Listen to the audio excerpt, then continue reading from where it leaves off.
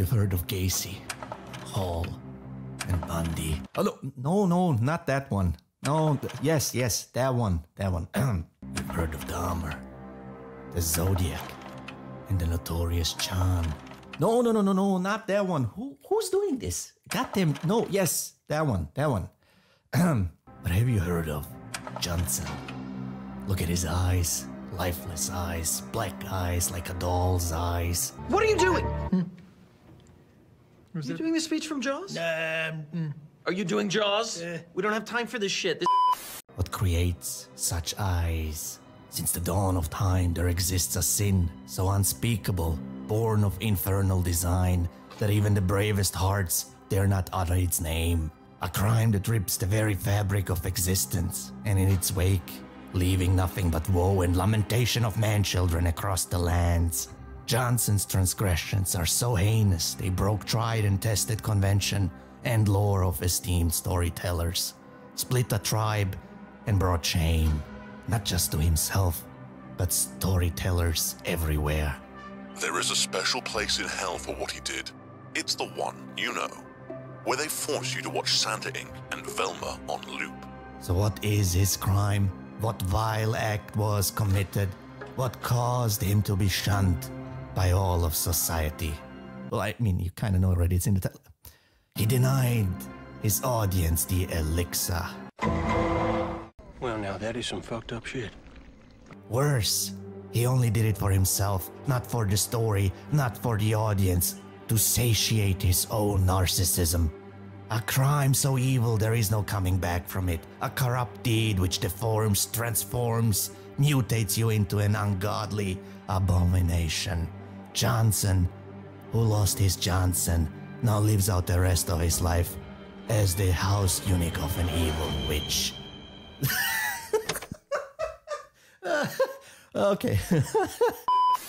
Okay, so what is the elixir? It's the very reason you buy a movie ticket. It's the reason anyone consumes any media. It's the reason children tell tales without knowing anything about story.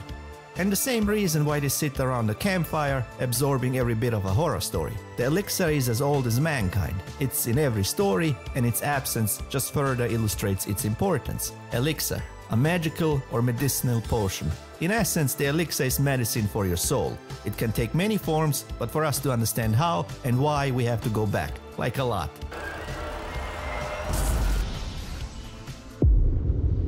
Welcome home. This is Earth, France, about, 3.5 billion years ago, give or take an eon or two. Smells awful, doesn't it?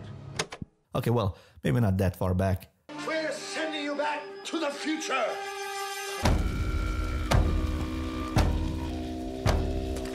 Yeah, that's better. Shamanistic rituals often accompany significant life events, such as birth, adolescence, adulthood, marriage, or death. They create clear thresholds which have to be passed for an individual to survive, more so for the entire village to survive. The rituals they produced were not about mischievous gods cavorting in the clouds. It was a serious matter. Rituals would elicit a strong emotional response, taking participants to the edge of death. Metaphorically speaking, the return from the underworld would bring the elixir home. The purpose of these rituals is to mimic the cosmos and our vulnerability within it, while also showing that the cosmos can be contained and mastered. It's basically a counter-genre to cosmic horror. This process is what Joseph Campbell captured in The Monomyth, or The Hero's Journey. The hero ventures out to find the elixir, rejuvenate himself and the lands around him. And by watching a movie, you are participating in the same ritual, albeit a simulated one. Every second act of the story is the underworld. It is the upside down the hero descends into to extract the elixir and heal the lands. This is why the elixir of a story can usually be found in or around the Dark Night of the Soul segment at the end of the second act. Because in Western storytelling, the purpose of a story is change. If I can change, and you can change, everybody can change! The trajectory towards change manifests as a tug-of-war battle between the hero's facade and the hero's flaw. With each coming act, usually the facade gives way to the flaw, until there is nothing left visible but the flaw, and our hero is left with the choice of to either overcome the flaw or not. And the best way to have that facade burn off and have the hero face a decision is by having the bad guys close in. This is also why the mentor figure often departs or dies at the all is lost moment, preceding the dark night of the soul. A literal death or a whiff of death are a reminder of that inevitable decision. And this is why some of the greatest and most memorable moments in movie-making history are the delivery of the Elixir Manifest. And you have witnessed this delivery and its consequences countless times. It can be a complete movie, an act, a scene, down to a single beat or a line of dialogue. From regaining your posture after overcoming your flaw,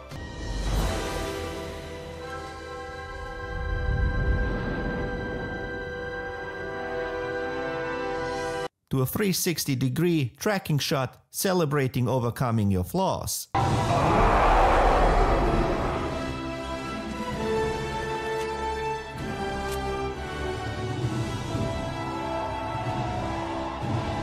To receiving the respect you deserve for not being a flaw. Waiting for what? Private Doss to finish praying for us, sir. Private Doss is praying for you. Who the hell is Private Doss? To a single line imbued with new confidence for leaving behind your flaw. Get away from her, you bitch! To a simple reveal acknowledging your newfound purpose after overcoming your flaws.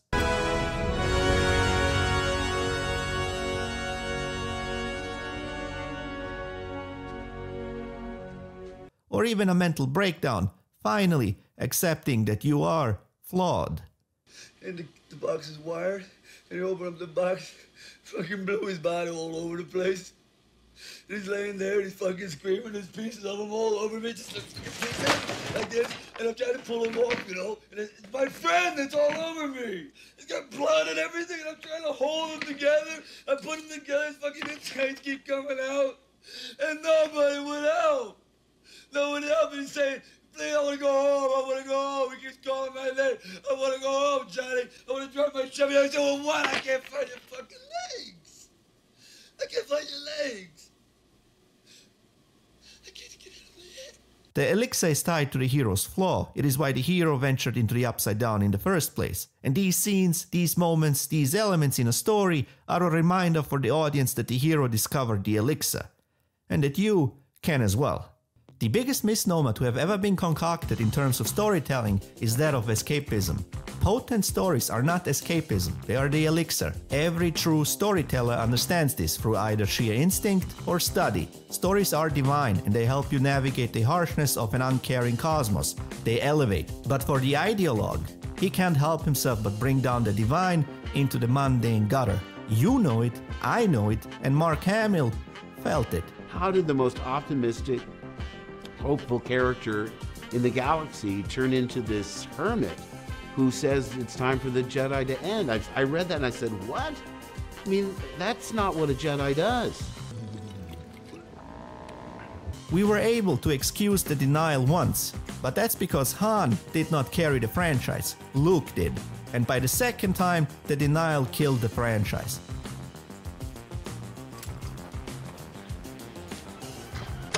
This is denying the Elixir Manifest. I got to stop thinking old school because this is the new generation. In this generation, not only they give up, but they move to an island for 20 years. And it was not done to serve a greater story or to build up to a new and better elixir. No, it was solely done to satiate the writer's narcissistic need for self-expression. You know, but we really have to think of what the audience expects and what they want. He says, no, we have to do the opposite. We have to give them something they don't expect that we want. Now I can see your counter-argument coming. Isn't the purpose of art self-expression? Self-expression is what allows you to create art in the first place, but it is not the purpose of art. Especially not that of a storyteller who acts as a continuation. You are to modernity what the shaman was to the ancient, and your fellow tribesman is the audience. The audience comes first. The creator of One Piece understands this, and that's why Netflix is having a massive success through no fault of their own. Because God knows what happens when Netflix does it themselves. Welcome to the ass, motherfucker! The other problem which emerges is that it leaves you with a broken story. Story is structure, in particular fractal structure. You can watch my video, The Storytelling of Psychonauts 2, for more details on this. But what it boils down to is that everything is a fractal of a greater whole. Every act, scene, down to pieces of dialogue. And when the writer's self-expression supersedes this fractal structure, things fall apart. And anyone trying to pick up the pieces is doomed to fail. Because Johnson denied the most important elixir of them all, passing the torch. To be frank, it is the elixir every other elixir depends on. If a village or a society cannot pass the torch properly, it will cease to exist. Have you ever wondered what kind of mentality leads a country to be over $30 trillion in debt?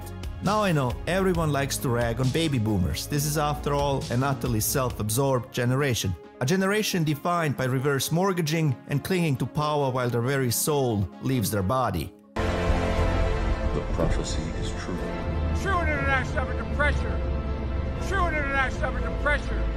So it is no wonder that the boomers produce generations which view themselves as perpetually stuck in year zero, atomized with no ties to the past and respectively the future. But for a decade-long franchise, the most effective elixir is that of passing the torch, and I'll demonstrate this with one recent example. So, close your eyes and imagine the following. Imagine what could have been. Imagine if Disney Star Wars received the Cobra Kai treatment. Johnny, you and I, we aren't done. Oh yes, we are going there. Disney could have had their cake and eat it too. I don't even have to give you concrete examples where to take the story. You already know. Imagine Luke training a whole generation of new Jedi, and he worries that he might set them up for the same path as prior generations, the same path of destruction and hate. So Luke is forced to venture out to learn more, to deepen his understanding of the Force and ancient texts. Imagine a Star Wars where the ancient texts actually matter. A Star Wars where they are not burned for a cheap joke. Luke must find a way to heal everything because he can't help himself but do it.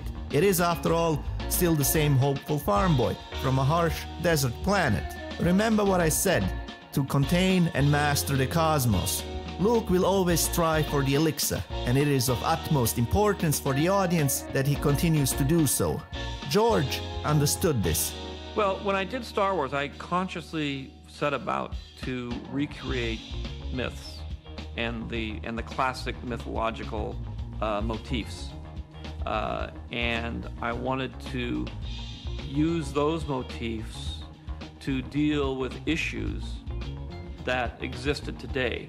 And Disney did try to cash in on this with a cheap artificial copy, and look what reactions it got.